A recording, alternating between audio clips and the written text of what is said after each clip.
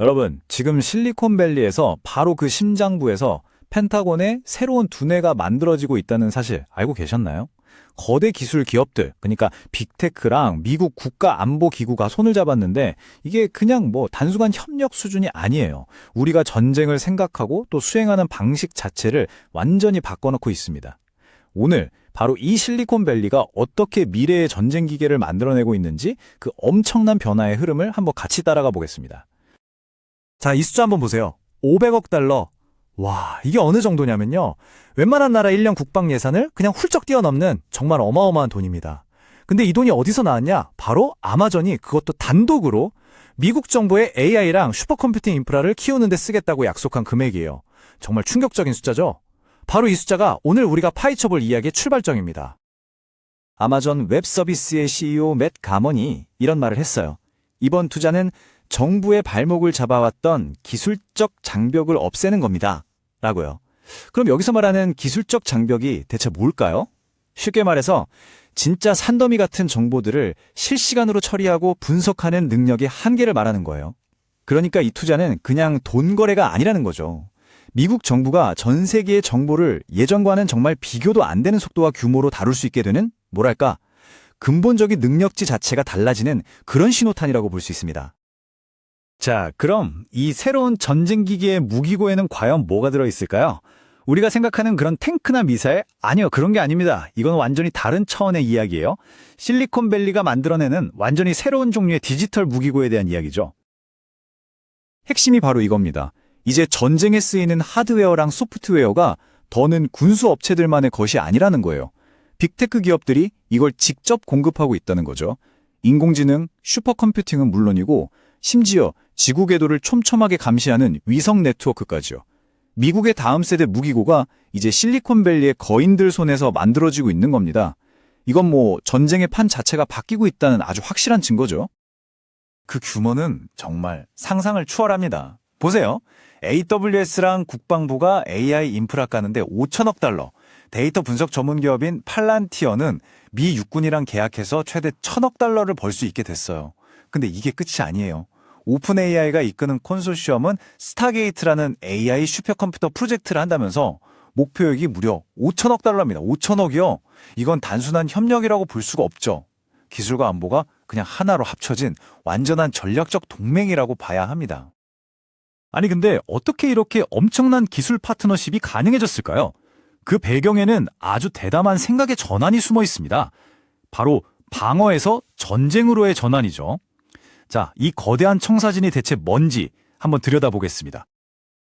가장 상징적인 변화는 바로 이름에서부터 시작됐어요. 2025년 9월, 70년 넘게 써왔던 이름이죠. 국방부, Department of Defense가 공식적으로 전쟁부, Department of War로 이름이 바뀝니다. 말 그대로 방패를 내려놓고 칼을 빼어든 격이죠. 이게 그냥 이름만 바꾼 게 절대 아닙니다. 예전처럼 위협이 오면 막는 그런 수동적인 방어가 아니라 이제는 위협을 먼저 찾아내서 없애버리겠다는 아주 공격적인 전투 독트린으로 완전히 바뀐다는 선언이에요. 그럼 이런 대담한 변화는 어디서 왔을까요? 바로 미국의 막강한 군사력으로 세계 질서를 이끌어야 한다고 믿는 사람들, 우리가 네오콘이라 부르는 신보수주의의 생각이 그 밑바탕에 깔려 있는 겁니다. 그리고 이런 새로운 전략에는 당연히 어마어마한 돈이 들어갑니다. 2026년 예산 요청액만 봐도 무려 9,616억 달러예요. 이건 역사상 최대 규모죠. 이 엄청난 예산이 전부 AI 무기 개발하고 우주군을 키우는 바로 이 공격적인 전략에 쏟아부어지고 있는 겁니다. 이런 정책들이 어디서 나왔나 보면 벤덴버그 연합이라는 아주 영향력 있는 싱크탱크의 제안에서 그 그림을 볼 수 있어요. 내용을 좀 보면 이란에 대해선 최대 압박을 다시 시작하고 중동 동맹은 더 늘리고 이라크랑 시리아에는 미군을 무기한으로 주둔시킨다. 이런 것들이에요. 하나하나가 전부 이제 더는 방어만 하지 않겠다는 미국의 공격적인 의지를 너무나도 명확하게 보여주고 있죠. 자, 그럼 이렇게 거대한 전쟁 시스템을 실제로 움직이게 하는 두뇌와 신경계는 누가 만들고 있을까요? 그 핵심에는 딱 두 개의 기술 거인이 있습니다. 하나는 시스템의 신경망을 까는 아마존, 그리고 다른 하나는 그 두뇌 역할을 하는 팔란티어입니다. 먼저 아마존부터 볼까요? 아마존의 역할은 마치 거대한 궤도 신경 시스템 같아요. 전장을 실시간으로 보고 우리 편끼리 통신하고 적을 정확하게 조준하는 거. 이게 현대전에서 제일 중요하잖아요. 아마존이 바로 수천 개의 적에도 위성을 띄워서 이 모든 걸 가능하게 하는 글로벌 네트워크, 그러니까 전쟁의 핵심 인프라를 제공하고 있는 겁니다. 근데 이 신경 시스템이 만들어지는 속도가 정말 숨이 막힐 정도예요. 2025년 4월부터 시작해서 1년도 안 되는 기간 동안 수십 개 위성이 그냥 쉬지 않고 우주로 쏘아 올려졌어요. 이건 뭐 경쟁국들한테 따라올 테면 따라와 보라는 거죠. 전 세계를 덮는 감시망이 정말 무서운 속도로 완성되고 있는 겁니다. 자, 아마존이 신경계였다면 팔란티어는 AI 기반의 인지센터, 한마디로 시스템의 두뇌입니다. 위성사신, 도청한 통신 내용, 드론 영상, 심지어 현장에 있는 병사가 올리는 보고까지 전장에서 쏟아져 나오는 온갖 데이터를 실시간으로 다 모아서 분석하는 거예요. 그리고 이 복잡한 정보 조각들을 하나로 합쳐서 지휘관이 한눈에 볼 수 있는 완벽한 전장 지도를 그려주는 거죠. 팔란티어의 영향력이 얼마나 커지고 있는지는 이 성장세만 봐도 알 수 있어요. 2025년 4분기 딱 3개월 동안 미국 내 상업부문 매출이 무려 137%가 늘었고요. 정부 부문도 66%나 폭증했어요. 이건 팔란티어의 기술이 단순히 국방 분야뿐만 아니라 일반 기업들한테까지 얼마나 깊숙이 또 얼마나 빠르게 파고들고 있는지를 보여주는 확실한 증거입니다. 하지만 말이죠. 이렇게 기술이 전쟁의 도구가 되는 거대한 흐름이 실리콘밸리 안에서 순탄하게만 흘러가는 건 아닙니다. 우리가 만든 기술로 사람을 죽여도 되는가? 이 근본적인 질문 앞에서 기업들하고 개발자들 사이에 아주 뚜렷한 금이 가기 시작했어요. 지금부터 그 내부의 갈등을 한번 살펴보죠. 이 갈등의 시작은 메이븐 프로젝트라는 사건으로 거슬러 올라가야 해요. 2018년에 있었던 일인데요.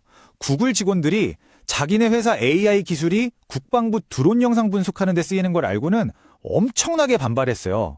결국 회사가 계약을 포기할 정도였죠. 근데 그때 그 빈자리를 누가 채웠을까요? 바로 팔란티어였습니다. 불과 몇 년 전만 해도 이렇게 기술을 군사적으로 쓰는 것에 대한 내부 저항이 엄청났는데 이제는 그게 소수의 목소리가 되어버린 이 사건이 바로 그 극적인 변화를 보여주는 상징적인 장면이에요. 그리고 최근에 이 갈등이 폭발한 사건이 바로 엔스로픽 블랙리스트 사건입니다. 국방부가 엔스로픽이라는 AI 회사한테 기술에 걸어놓은 안전장치를 없애라고 요구한 거예요. 이 안전장치가 뭐냐면 AI가 대규모로 사람들을 감시하거나 인간의 명령 없이 스스로 판단해서 사람을 공격하는 완전 자율살상 무기가 되는 걸 막는 마지막 윤리적 브레이크 같은 거였어요. 엔스로픽이 당연히 거부했죠. 그러자 국방부가 어떻게 했을까요? 이 잘 나가던 AI 회사를 아예 정부 사업에서 퇴출시키는 블랙리스트에 올려버린 겁니다. 이 사건을 계기로 주요 AI 회사들의 입장이 아주 명확하게 갈립니다. 일론 머스크의 xAI는 법적으로 문제만 없으면 다 쓸 수 있다면서 사실상 백지수표를 줬어요. 반면에 엔스로픽은 완전 자율은 절대 안 된다는 원칙을 지키다가 시장에서 쫓겨날 위기에 처했죠. 근데 진짜 흥미로운 건 그 중간에 있는 회사들이에요. 오픈 AI는 엔스로픽이 빠진 자리를 바로 꿰찼고 예전에 사악해지지 말자가 모토였던 구글은 슬그머니 무기 개발 반대 같은 정책 문구를 지워버리고 국방부와 아주 긴밀하게 협력하고 있습니다. 윤리적 원칙이라는 게 이 거대한 국방계약 앞에서 얼마나 쉽게 무너질 수 있는지를 보여주는 대목이죠. 자, 그럼 미국의 이런 거대한 전략적, 기술적 변화가 그냥 미국 안에서만 끝나는 문제일까요? 절대 그렇지 않습니다. 그 대가는 지금 지구 반대편의 전쟁터에서 치러지고 있어요. 그 파급 효과는 우리가 생각하는 것 이상입니다. 가장 직접적인 타격을 받는 곳, 바로 우크라이나입니다. 지금 러시아랑 목숨 걸고 싸우고 있는 우크라이나한테 정말 절실하게 필요한 것들 있잖아요. 포탄, 방공미사일, 최첨단 정밀무기 같은 것들이요. 이런 핵심 물자들이 지금 우크라이나의 키이우가 아니라 중동으로 가고 있다는 겁니다. 미국의 전략 우선순위가 바뀌면서 우크라이나 전쟁 상황에 직격탄을 날리고 있는 거죠. 이게 그냥 거기서 끝나는 게 아니라 도미노처럼 연쇄 반응을 일으켜요. 우크라이나는 당장 내일 싸울 무기가 없어서 나라의 존립 자체가 위태로워지는데 반대로 러시아는 한숨 돌릴 여유를 얻게 되는 거죠. 전 세계의 관심이 중동으로 쏠리니까 그 틈을 타서 전쟁을 더 밀어붙이고 심지어 유가가 오르면서 전쟁 자금은 오히려 더 넉넉해지는 정말 아이러니한 상황이 벌어지고 있는 겁니다. 팔란티어의 CEO 알렉스 카프가 이런 말을 했어요. AI 혁명은 결정적인 전투 우위를 주는 아주 독특한 미국만의 현상이다. 이 한마디가 이 모든 흐름을 이끄는 생각이 뭔지를 딱 보여줍니다. 결국 기술적인 우위가 국가 권력의 핵심이고 그 힘의 정점에는 오직 미국만이 서 있어야 한다는 아주 강력한 믿음인 거죠. 이렇게 실리콘밸리와 펜타곤이 하나의 거대한 전쟁 기계로 합쳐지고 있는 지금, 우리는 아주 근본적인 질문을 던지지 않을 수 없습니다. 과연 이 거대한 시스템을 진짜로 지휘하는 건 누구일까요?